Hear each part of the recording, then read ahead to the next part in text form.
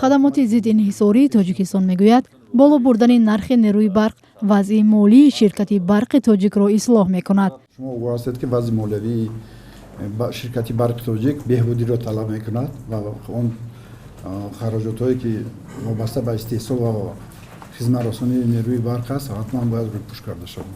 муовини аввали раиси хадамоти зидди инҳисорӣ 17 июл дар душанбе гуфт нархи нерӯи барқ бо пешниҳоди барқи тоҷик ва вазорати энергетика боло рафт. мо агар огаҳсӣ наздики қариб 2 миллиард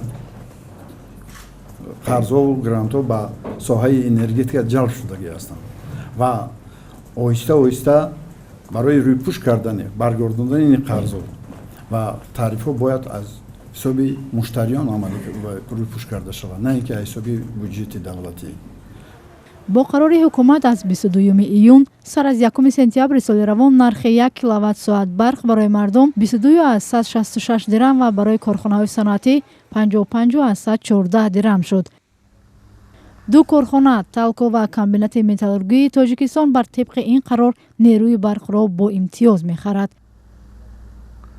талко барои ҳар киловатт аз 7 то 12 дирам ва комбинати металлургӣ бошад барои 5 моҳи фасли гарму 9 дирам, дар дигар моҳҳо 55 дирам мепардозанд. 7 дирам хароҷоташо мепӯшонад, барои аҳоли 22 дирам чӣ хароҷоташо намепӯшонад.